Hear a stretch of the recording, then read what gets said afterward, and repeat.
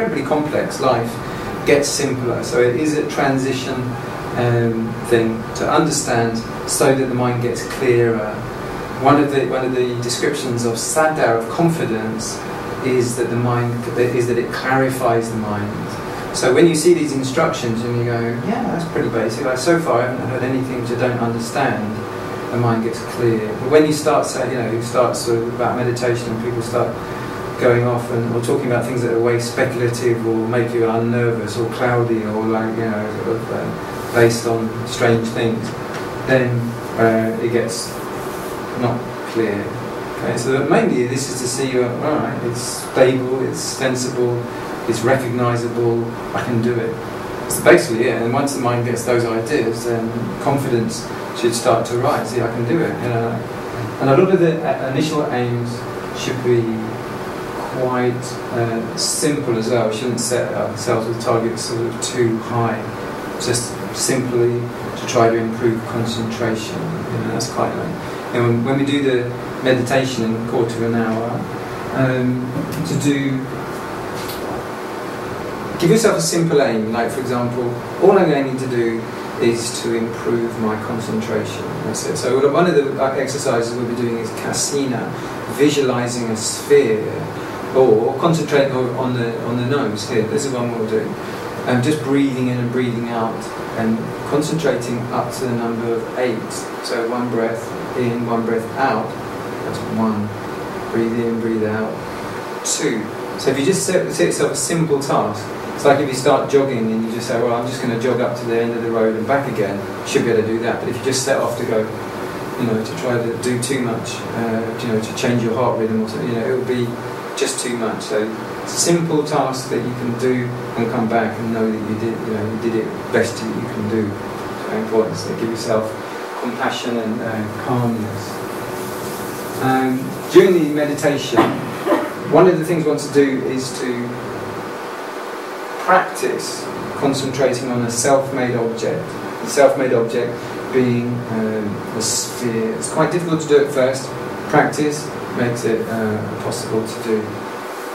So I'm going to summon up some pictures to show you of what a kasina can look like.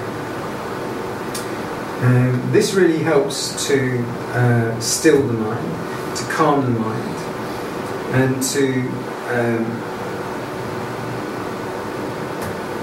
get the mind to be able to still on a recognisable object. And with more practice, you're able to do this under most conditions, even like in walking and so on. So in these kind of conditions, you're just training. It's quite hard to do at first. It's like to actually imagine that there's a solid object in front of you, and the fascination of trying to do so helps the mind to stabilise. This is a picture of an Earth Kasina, an example. Earth Kasinas can be of quite a lot of different types, because Earth is Earth. Clay is clay, Earth is Earth, stone is stone, granite is granite. There's a lot of different types of things. This is a sort of suggested example, but you can have anything that works for you, basically, of an earthy type. It's done by picturing a sphere in front of you and also convincing yourself that it's there. So imagining it as realistically as possible. Even what I'm doing here, I'm reaching out my mouth as if there was something like circular there, like mime artists do, as if there's actually a pane of glass there, like people do, or something, as if there's actually a sphere there. So you can use your mind's imagination to see if there was actually something there, and then it would actually be like a bit of clay or a stony clay, or you could actually hear it. So make it, we'll only be concentrating on each one for about 15 seconds or something like that. It's a little game to sort of try and do it, but that as it is to make it sort of not overly serious. So and also to get in the mood, like you can smell the clay, you can sense the clay, you can reach out and touch it, that you can knock it, so you can push and pull it, that it will be a bit heavy, like something that you found in a shop that you found really fascinating. You pick up off the shelf, and go, yeah, what is it? Where's it come from? Where's it made? But you look it very, very closely at it. So there's a few different varieties of ones, and there's no real limit to quite how you can can do that to suggest to yourself that the thing's there. You might even sort of like consider, if something's going to be in front of you, you have to imagine the space around it a little bit. So as if your hand went out and then you went up and go, oh, there it is. You can feel it, or there's the side of it, or there's the back of it. So you actually have to imagine the space a little bit, and there it is. This is a flat one. You can imagine a flat one, but then make it into a round ball. It's classically how they do is that they tend to get people to stare at one of these, and then for ages and ages until they can get it very still, and then make it more round, and then make it bigger, and then smaller, and bigger and smaller. It's all practicing control of the mind, which is very different with samatha practice that it is and vipassana. With samatha, you exercise quite strong control, very strong control on the object, holding the mind on the object, zooming it in and holding it there with willpower. So all those factors like energy, effort, willpower, sustained thought, applied thought, they're all in there. So after a while you can get sort of quite easy, so the thing comes quite clear, and then the mind stays with it quite easily. That takes quite a while, but we're starting off, so this is the beginning of our futures, where we will have a more controllable mind when we need to, or when we wish to, or when we need to. Water Kasina. No real order about these. You can have the earth one and the water one and the fire one. Fire.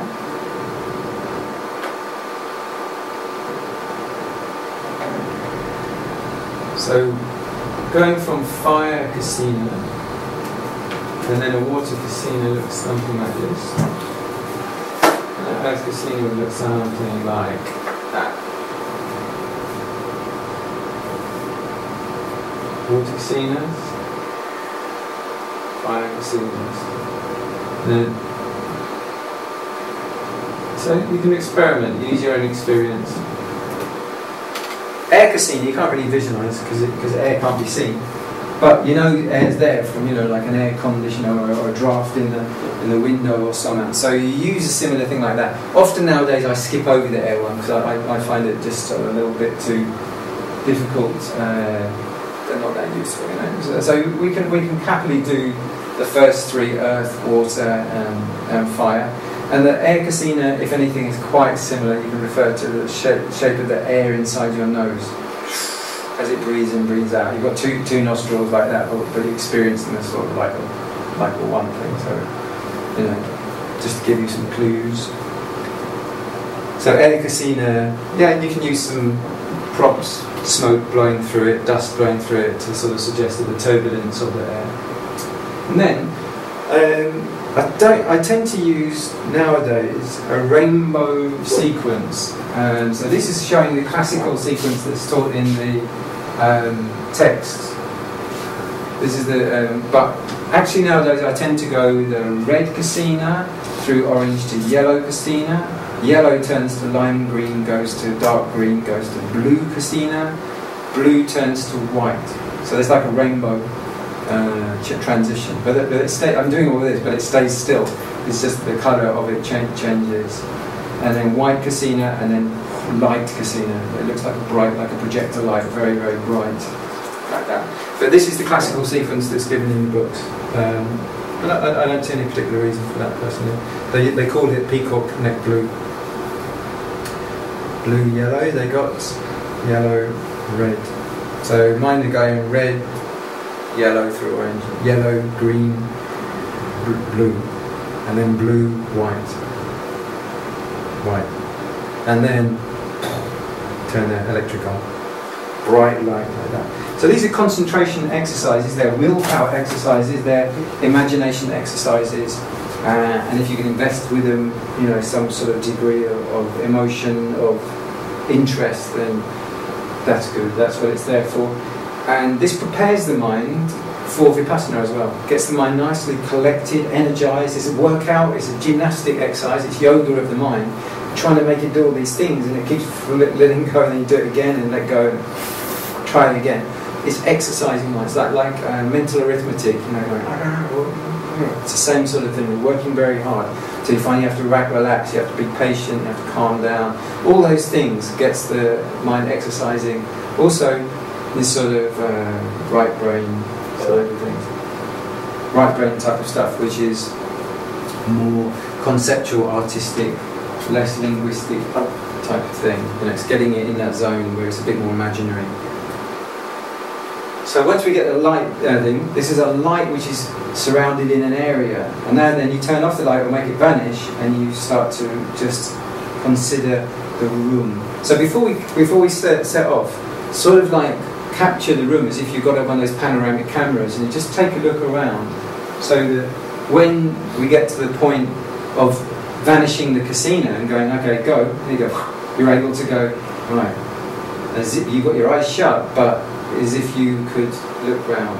And you can aid that by thinking of things, you know, the door, the curtains, the light switch, Robin's socks. I haven't got any socks on. Where'd they come from?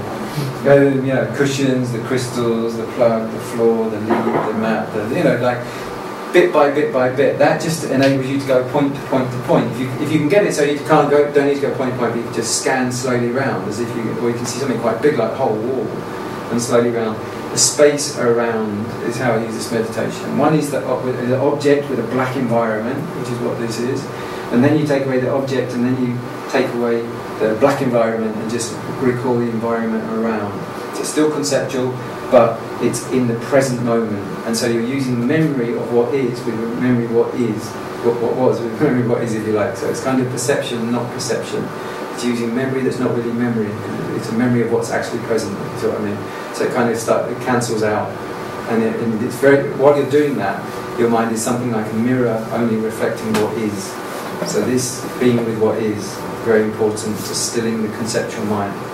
Then what we do is to just open up to what is. So that's vijnana, it's awareness, kasina. So and what is just awareness of seeing. So if you've got your eyes shut, you're just like blackness, and that's awareness of seeing. And then you just hear the sound flowing in, awareness of hearing. And then you're just aware of the body form, awareness of body. And then maybe a couple of thoughts blip through, awareness of thinking, awareness of seeing, awareness of hearing, awareness of body. So we're doing the 6 sense doors meditation. All the sense doors have vijnana, this awareness at them. So we're just monitoring them as they happen without any judgment. Thoughts tend to be heard or seen. So you hear, talking head, talking voice, people. So that's seeing, hearing, awareness of hearing, awareness of seeing. Yeah? Alright so far? Is that nice and clear? Okay, so that's in the forward order. Earth, fire, water. Maybe we do air, maybe not. And then red, yellow, blue, white, light. The awareness of the space around. And then no concepts, just what is. Awareness of hearing, awareness of seeing, awareness of thinking, awareness of body. And then we go back down the other order, a bit quickish. You can go the whole thing quite quick, right? Earth, water, fire, air, red, orange, yellow, blue, white, light, the room around, and starting Utilising. You can do it that quick, entering into it and turning the phenomena around, getting concentrated, and then opening up, and then back down again. So just to let you know, it doesn't have to be this like long, drawn out affair. You can do it quite quickly. And it's quite good to do that. A little like, you know, like piano scales. And after a while, they get more comfortable with guitar scales. So that was forward order, and then reverse order. So awareness of seeing, etc. The room is back again, awareness of the space around. Do that. Awareness of space around, white light. And you can use the names of them, light, light, and then turn it down. White, white, white. Oops. White, white, white. And then blue, blue, blue. Yeah, blue, blue, blue. Yellow, yellow, yellow. Red, red, red. And then you go to fire, fire, fire. Water, water, water. Earth, earth, earth. I found that earth is the easiest one to start with. It's quite concrete, you can get it. It's quite less complicated than the other ones. It doesn't involve reflections or fire involves a bit of rippling or movement. Okay, so those are the kasinas up to the vijnana and back down again. And then back into nice simpleness of the root of the nose. And just in, out, that's one. Holding it there, in, out, two. Simplest like that. Leave thinking, stay only that. There's nothing to it. It's very, very simple. Boring bit of skin, just look at it. Up to 8. Nice, easy task. Don't have to go. It's not brain science, rocket science work. Then you start going up the chimney of the nose, just up until you go to the top area up here, like where you're going to sneeze there. And then just look at that area and you can pin areas. And about 4 pins per breath, like 5, 6, 7, 8, 9, 10, 13, 14, 15, 16. About 4 per drag, like the breath comes in, that was 4. Breath goes out, 5, 6, 7, 9, 10, 11, 50. That gets like the mind working and pinning and working and pinning. So it's working enough and the target's quite high that you have to keep remembering. You can't get too hypnotized. And you stay up in that area. Yeah? Inside. Then when we get to 50, we'll go down through the chest, through the throat, down to the abdomen, to the belly area. Pancake belly area. And then stay around the belly button area. And then just, again, you're using the same pinning, but opened out. So the mind can zoom down, the mind can concentrate on the half area of the little fingernail if it needs to, or one tiny tip of the tongue. Or it can open out, it has the control to do that, this aiming facility. It can be a big aim or a small aim. So then you keep an area about the size of a coin, and then just, as the breathing is there, just move around. And again, about 50 of these dabs, like dabbing a cotton wool piece. 1, 2, 3, 4, 5, 6, 7, 8, 9, 10. Something like that. Just to keep the mind there and practicing moving its aim while keeping an eye on that area. Yeah? Still building up concentration, still maintaining the concentration we built up. Then when we get to 50, it's also like this link from the breathing rhythm a little bit, and also to expand out so we can take the whole area of the body, side to side, top to top, side to side, forward to forward, anywhere of the body as a potential target, not just one of these limited local areas. So then you do jumping, like stepping stones, or like those children dot-to-dot books, or like a squash game. And you move them any area where there's really actually touching. So as long as it's really actually touching there, you can just use that. Aim at it. So it might be the toes touching the floor. Boom, 1. Another toe. Aim, change. 2. Any other touching point. An area where the clothing, the belt is, or anything is squeezing at the body, touching. The tongue on the teeth, touching. You don't say need, say touching. Next touch, and then go for 50 of these. The eyelid floating up, touching. Fingers touching together. The elbow touching on the hip, or whatever like that. Any area is really touching. Because these are all secure and sure. Done it, done it, done it, done it. And the mind comes back confident because it's giving a nice simple target. Not complicated ideas that the mind's got to go off and understand and come back. I don't know what he's talking about. It's simple, got it, did it, and did it. So the mind starts coming back stable, clear, calm. It's the main thing. It's nice and stable, clear, calm, and energized.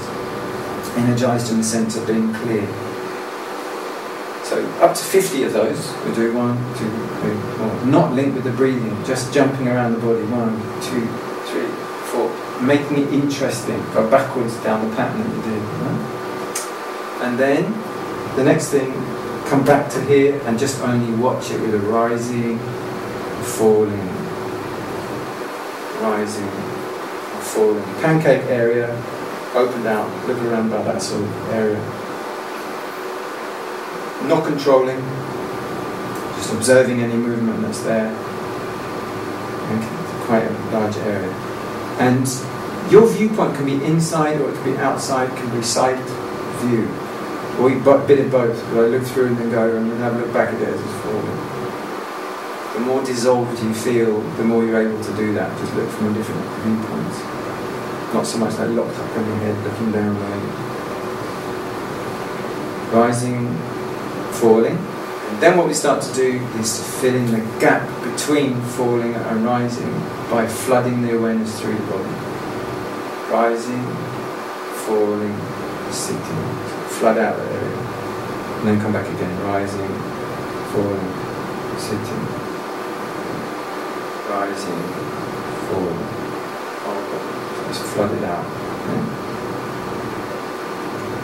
Then, on top of that, as the flooding start to zip like a cursor of a computer through the body and go to touching points. To right hip, left hip. First of all, rising, falling, sitting, touching, touching. So you just zip through the body, go to touch at that right hip, left hip. And then we start to increase those points 2 at a time. Rising, falling, sitting, touching, touching, right hip, left hip, right hip. Rising, falling, sitting, touching, touching the right butt bone, left butt bone, where you're sort of sitting down. And rising, falling, sitting, touching, touching, like back of the knee, right and left. Rising, falling, sitting, touching, touching, right ankle, left ankle. Rising, falling, sitting, top of the foot, left top of the foot. So you're just keeping an eye on the form of the body by using these touching points. And then right knee, left knee, right groin, left groin, right front of the body, left front of the body, back of the body in the same way, back of the body in the same way, front cross and left cross. So all you're doing is you've got the mind in a good state, clear, able to see this rising and passing away, this bubbling nature of the body, coming and going, but able to keep it stable through doing this exercise of rising, falling, sitting, touching, touching, but keeping awake by moving the touching points and keeping an eye on the form of the body, just enough, not too much, not too little. You don't want to lose it totally and drift away and space out, but you want to be present and alert. Keep that present and alert condition going. That's the difficult art. It's not to just get it for a few moments and then go, I've got it, and then it will disappear. It's to keep it and keep the mind busy enough so it doesn't get lost in the thought itself. And that's it. You just let it cruise on at that, with that altitude of mindfulness. The path starts to rise. It means that you'll be able to sit there, nobody home, just seeing the phenomena empty, and you're nice and clearly dissolved. Your sense of duality has come down to a nice sense of transparency. And being able to predictably do that again and again when you need, when you're in a group in the right condition, and without fear, without panic, without terror, without ego reactions and so on and so on, be able to do that. That's the art of disappearing, which is what I'll do now. Okay, so I think we're up to meditation time. Is that over? Oh, that's about it. So we're going to do guided meditation, shall we? Let's, should we maybe, yeah, there we go. Let's just pause the session for now. From now off. Okay.